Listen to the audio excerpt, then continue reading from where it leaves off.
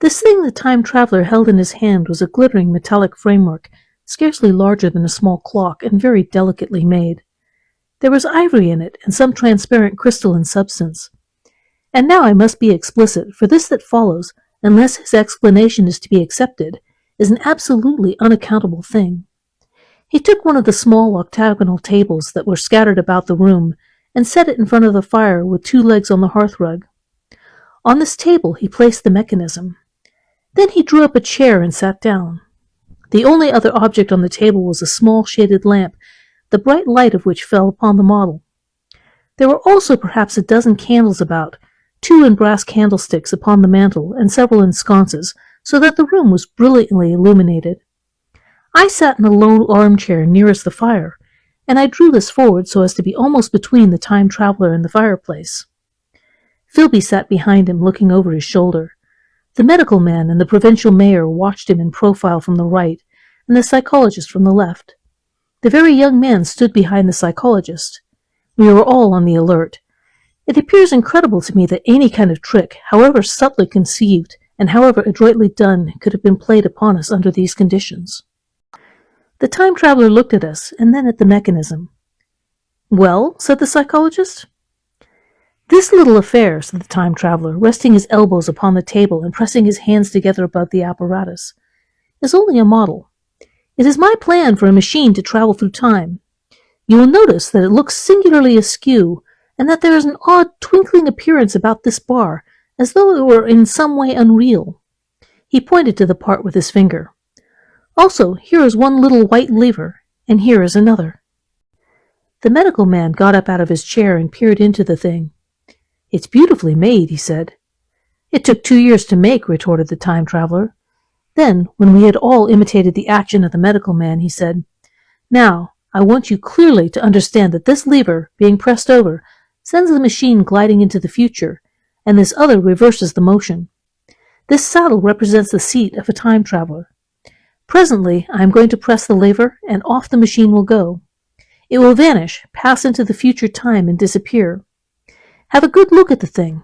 Look at the table, too, and satisfy yourselves there is no trickery. I don't want to waste this model and then be told I'm a quack." There was a minute's pause, perhaps. The psychologist seemed about to speak to me, but changed his mind. Then the time-traveler put forth his finger towards the lever. "No," he said suddenly. "Lend me your hand." And turning to the psychologist, he took that individual's hand in his own and told him to put out his forefinger. So that it was the psychologist himself who sent forth the model time machine on its interminable voyage. We all saw the lever turn. I am absolutely certain there was no trickery. There was a breath of wind, and the lamp flame jumped. One of the candles on the mantel was blown out, and the little machine suddenly swung round, became indistinct, and was seen as a ghost for a second perhaps, as an eddy of faintly glittering brass and ivory, and it was gone, vanished. Save for the lamp, the table was bare. Everyone was silent for a minute. Then Philby said he was damned. The psychologist recovered from his stupor and suddenly looked under the table. At that the time-traveler laughed cheerfully. "Well," he said with a reminiscence of the psychologist. Then, getting up, he went to the tobacco jar on the mantel, and with his back to us began to fill his pipe. We stared at each other. "Look here," said the medical man. "Are you in earnest about this? Do you seriously believe that the machine has travelled into time?" "Certainly," said the time-traveler, stooping to light a spill at the fire.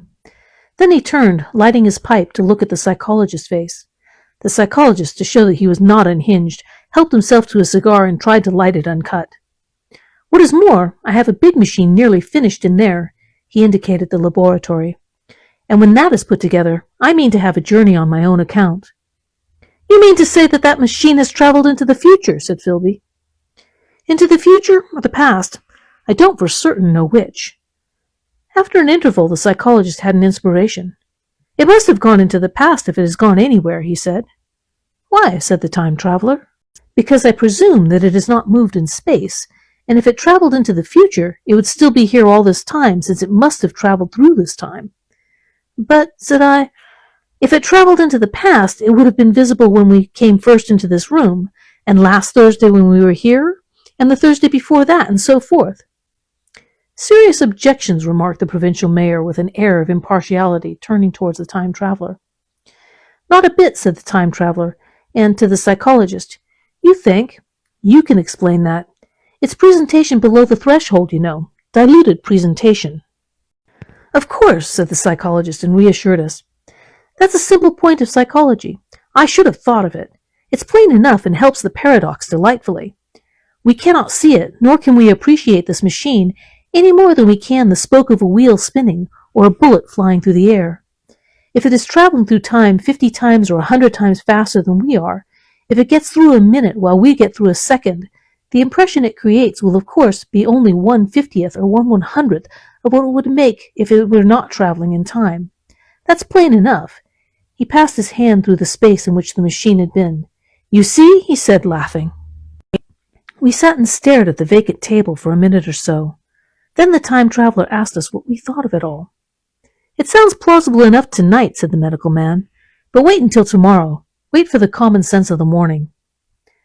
Would you like to see the time machine itself? Asked the time traveler. And therewith, taking the lamp in his hand, he led the way down the long, draughty corridor to his laboratory. I remember vividly the flickering light, his queer broad head in silhouette, the dance of the shadows, how we all followed him, puzzled but incredulous, and how there in the laboratory we beheld a larger edition of the little mechanism which we had seen vanish from before our eyes. Parts were of nickel, parts of ivory, parts had certainly been filed or sawn out of rock crystal. The thing was generally complete, but the twisted crystalline bars lay unfinished upon the bench beside some sheets of drawings, and I took one up for a better look at it. Quartz, it seemed to be. Look here, said the medical man. Are you perfectly serious, or is this a trick, like that ghost you showed us last Christmas? Upon that machine, said the time traveler, holding the lamp aloft, I intend to explore time. Is that plain? I was never more serious in my life. None of us quite knew how to take it. I caught Philby's eye over the shoulder of the medical man, and he winked at me solemnly.